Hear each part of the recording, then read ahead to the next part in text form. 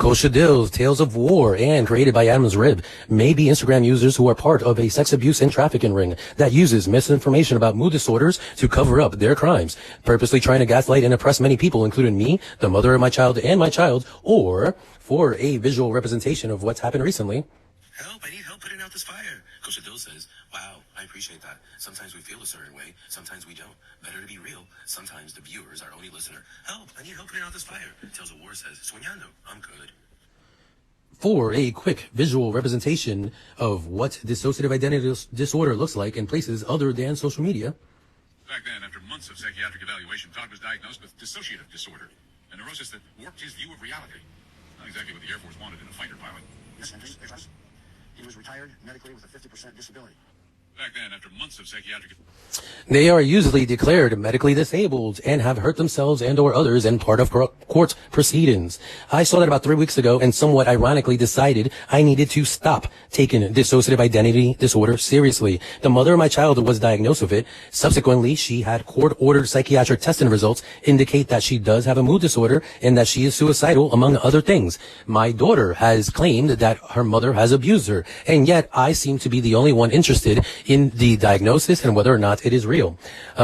However, then about 7 days ago, something happened that caused me to take dissociative identity disorder seriously again. But that also requires figuring out who's lying, faking it, etc. Now, understand that because of the nature of the symptoms of mood disorders, serious review of the events may also seem funny or sarcastic. This is seriously speaking. It was the mother of my child interacting with me similar to the way Kosha Dills did in his comment to me recently that led to the mother of my child seeking further therapy and then eventually getting diagnosed with dissociative identity disorder. Kosha Dill's comment shows a lack of interpersonal skills, which is what concerned the mother of my child in seeking therapy, and actually concerns her more than me, because similar to Kosha Dill's comments, I can come up with reasons as to why Kosha Dill's and or the mother of my child has done certain things, but it is concerning if they themselves are not able to come up with reasons or explain their own actions. Now, Kosha Dill's comment is shows disassociation in the sense that his comment is disregarding the fact that I am stating that help is needed. So his comment is disassociating me and the fact that help is needed, as if that doesn't exist. His comment is also disassociating by focusing his comment on what Kosha Dills believes he appreciates and what he believes are our shared feelings. Now, understand, this is not at all to shame Kosha Dills. As I am an advertising major, I have my degree in advertising.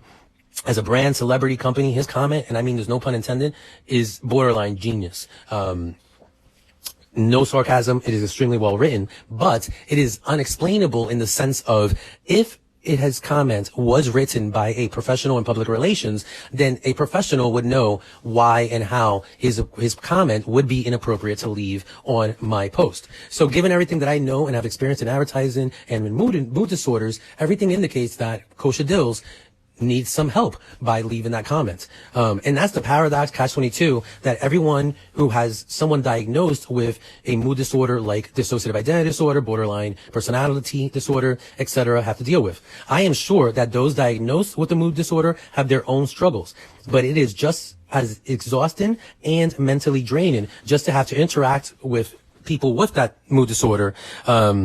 And that leads into Tales of War's comments, in which they indicated through other comments that they were raised by someone with the diagnosis of borderline personality disorder, but they no longer interact or want to interact with that person.